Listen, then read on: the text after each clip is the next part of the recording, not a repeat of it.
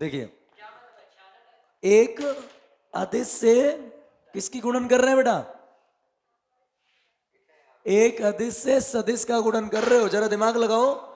अभी हम तुमको पढ़ा रहे हो, पढ़ भी रहे हैं, और तुम सिर्फ पढ़ रहे हो, और तुम आए हमारे यहाँ पढ़ने के लिए।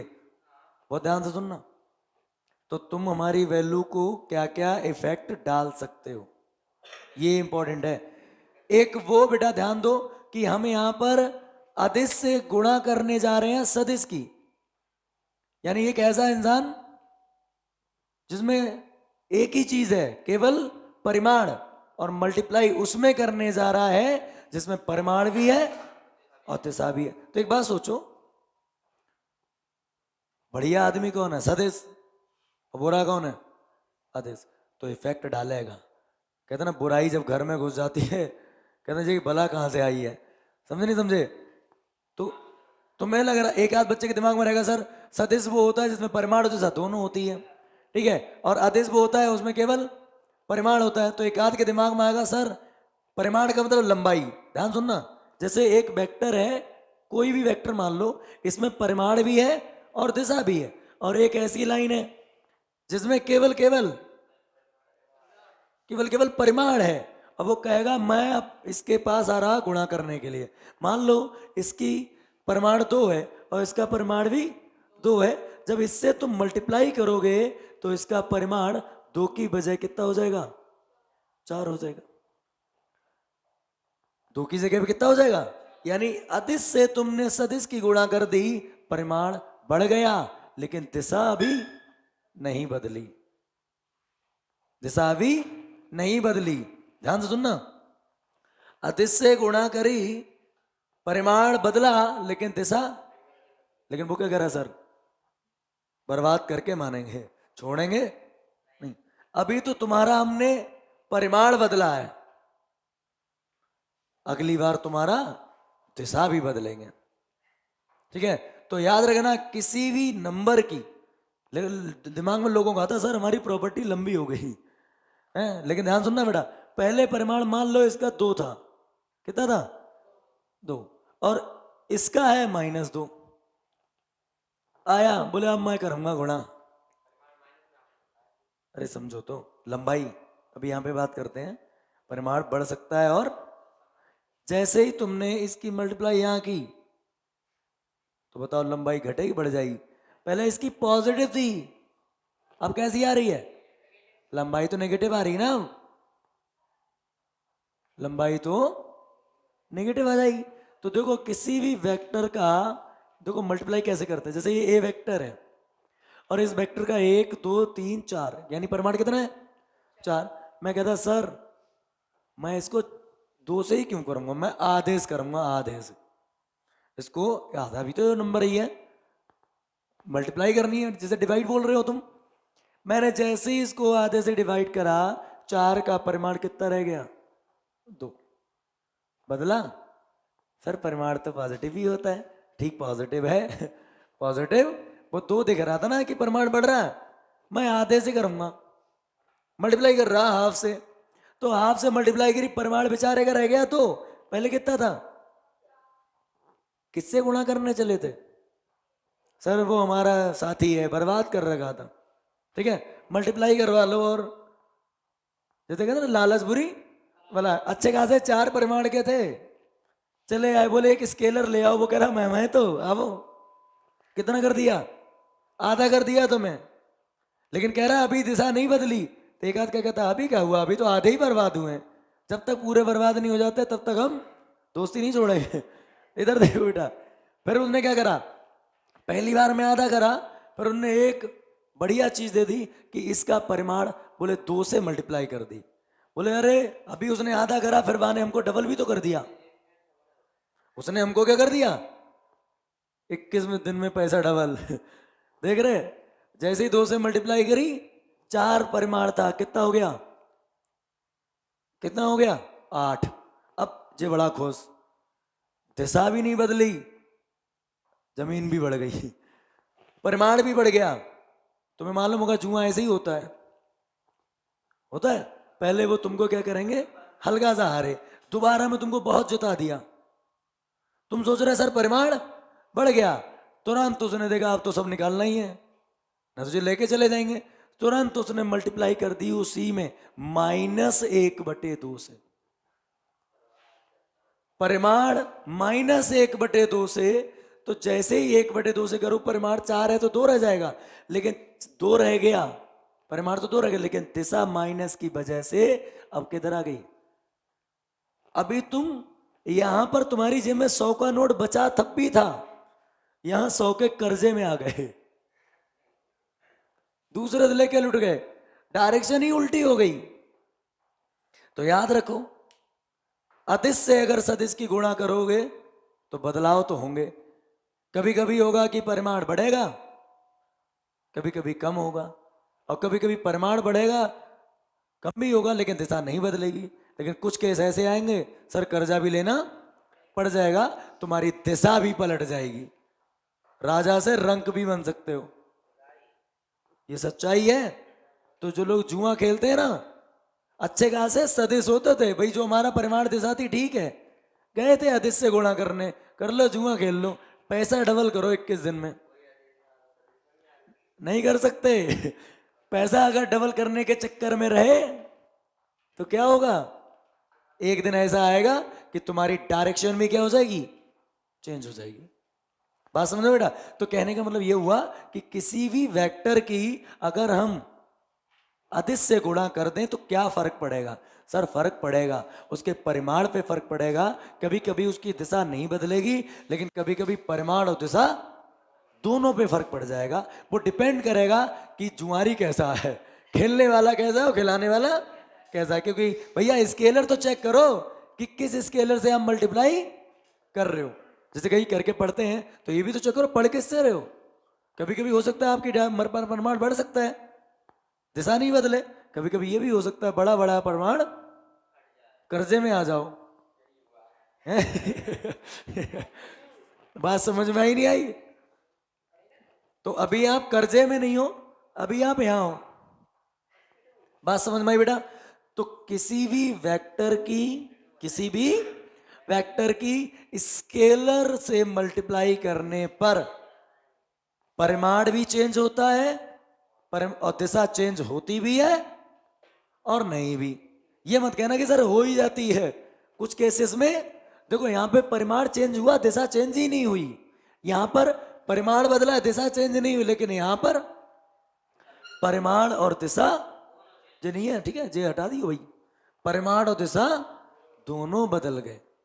जैसे कहते ना सर वक्त बदल दिए हैं, हाँ 2 मिनट में कहते स्केलर से मल्टीप्लाई करने के लिए पता लगा जाते ना, जैसे कुणाल गए तो अच्छे खासे परिमाण के लिए, रिजल्ट अपोजिट मिला है, तो अपोजिट रिजल्ट के चक्कर में गए। शिवम आगे पढ़ो, लैम्बडा ए का मतलब वही लैम्बडा स्केलर है और ए क्या है, वेक्टर है।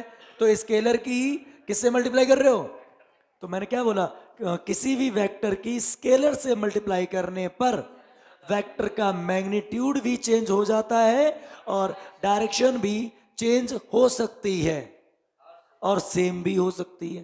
मैंने बोला ना डायरेक्शन सेम भी हो सकती है और बेटा चेंज भी हो सकती है, ठीक है।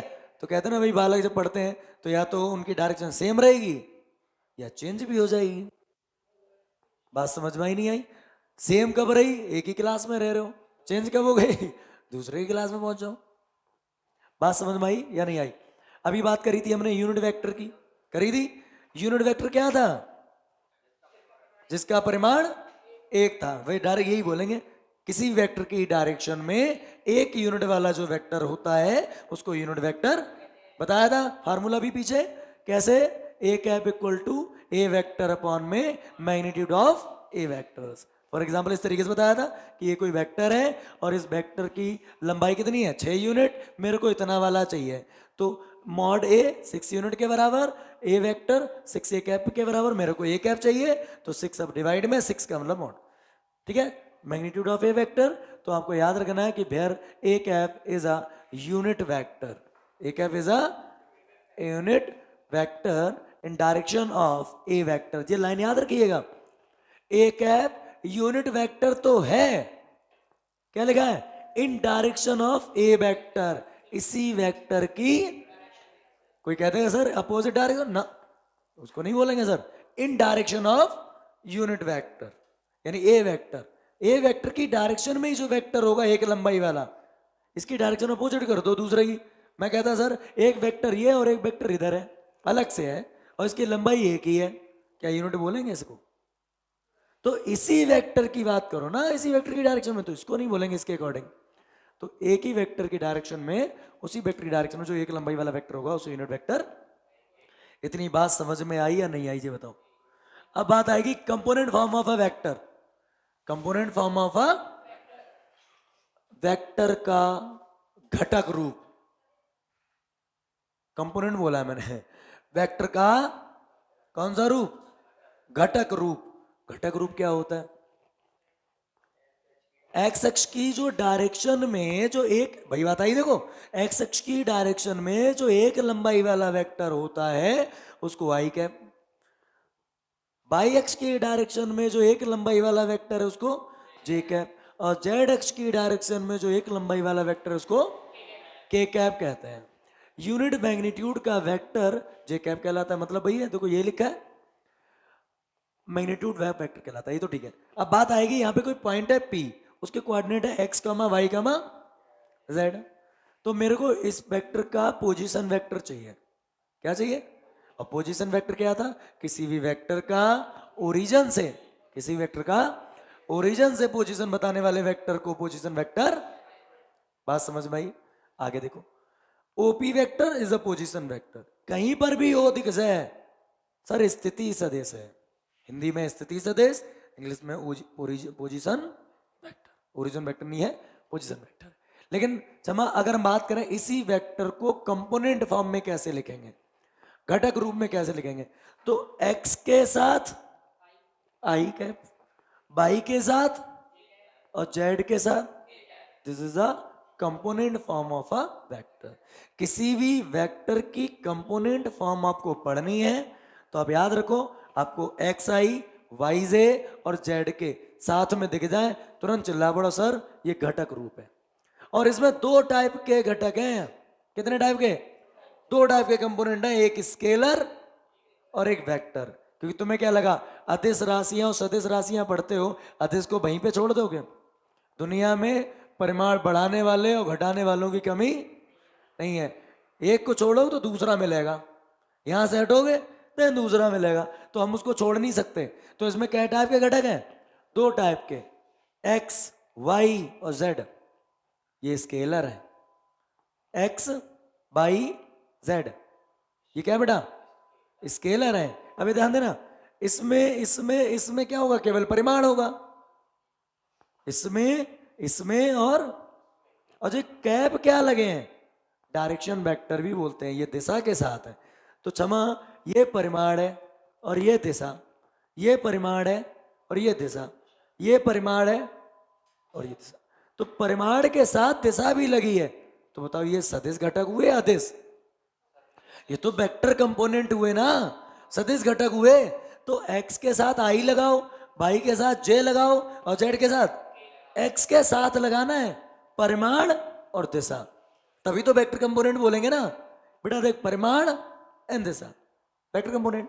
परिमाण तो खाली x खाली y और खाली z, अदिश घटक और x i y j और z के।